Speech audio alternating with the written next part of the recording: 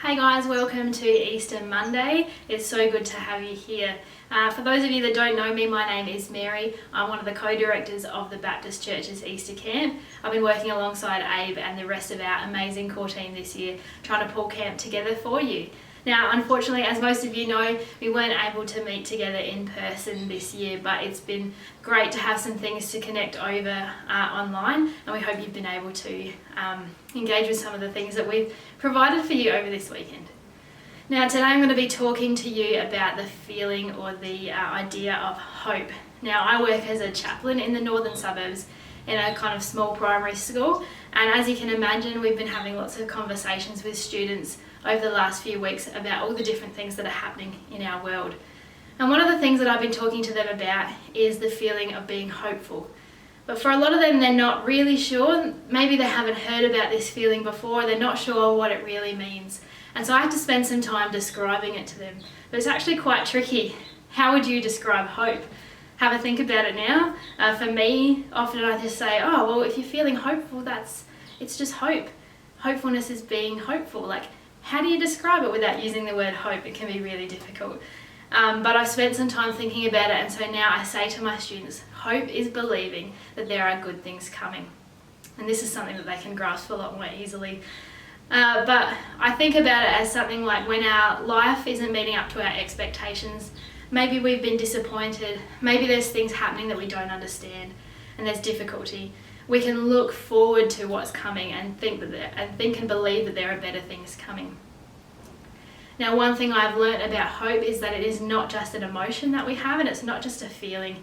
It doesn't always come naturally to us to be hopeful. Sometimes hope is something that we have to choose, and we have to step into hopefulness and decide that that's something that we're going to pursue. And I'm going to tell you a little story about a time when I've had to do this myself. A few years ago, in my chaplaincy work, we had to deal with a really difficult circumstance where a family in our school community passed away, and it was quite difficult. I had my own emotions and my own feelings about what was going on, but I was also trying to support my co-workers and my students and just be a supportive presence for them. And one thing I realised at the end of that year, that happened in about the middle of the year, and then we got to the end of the year and I just realised how draining it had been. It felt like we had lived a decade in about 6 months. And I got to the end of the year and we were approaching New Year's Eve, and I just thought to myself, I don't know how I'm going to open myself up to entering into another year where things might be the same. It's difficult to think about the fact that you have no guarantee that life will get better sometimes, and I had this really difficult thing where I didn't have a choice about moving forward, and I wanted to believe that the next year would be so much better, but there was no guarantee. And I thought, how do I do this? How do I step into the new year with open arms and hope that something good is coming? Well, I remembered a poem that I had read earlier in the year.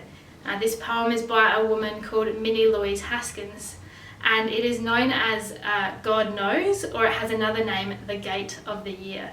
And I'm going to read the first few lines for you now. So it begins with this line, and I said to the man who stood at the gate of the year, give me a light that I may tread safely into the unknown. And he replied, go out into the darkness and put your hand into the hand of God. That shall be to you better than light and safer than a known way. So I went forth, and finding the hand of God, I trod gladly into the night.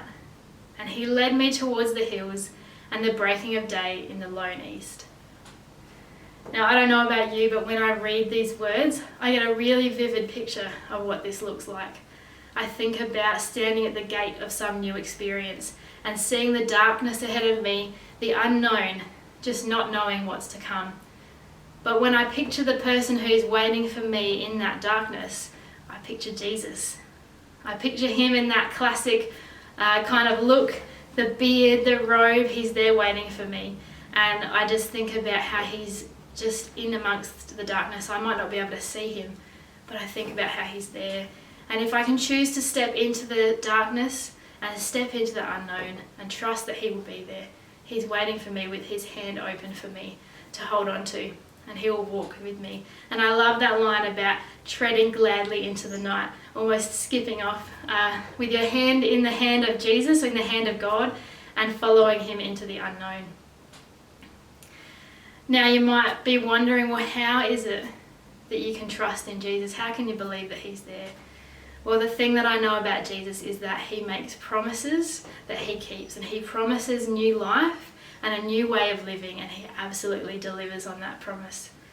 See, in Jesus' life, we have a picture of a new way of living, a new community that we can be part of, and he shows us that throughout his life. And in Jesus' death, he frees us from sin and he conquers death for us. And these are promises that he makes, that there will be a new life for us and that we can step out of sin. But how do we know that he has delivered on these promises? Well, the amazing news is that not only did he live and die for us, but he also was risen to new life and he was resurrected. And because of this moment, we know that he will deliver on these promises because he has the power to overcome these things. He rose again, conquering death, conquering sin, and rose into the new life that he is promising for us now. In the book of 1 Peter, this is pretty much summed up a lot better than I probably can. Let me read a couple of verses from the first chapter of 1 Peter. He says, "Praise be to the God and Father of our Lord Jesus Christ. In his great mercy, he has given us new birth into a living hope through the resurrection of Jesus Christ from the dead, and into an inheritance that can never perish, will never spoil, and will never fade." This inheritance, this new life, this living hope is the thing that we are promised. We step into living hope. Jesus is our living hope because he is resurrected and he is alive today. I hope that you remember this as you go out. We might not be at the gate of a new year, but we are certainly at the gate of a new way of living. And when things seem unknown, and when maybe you're disappointed with the way that life is going at the moment, remember that good things are coming through Jesus. He has promised us a new way of living, a good way of living that we can step into with him because he has the power to deliver on his promises.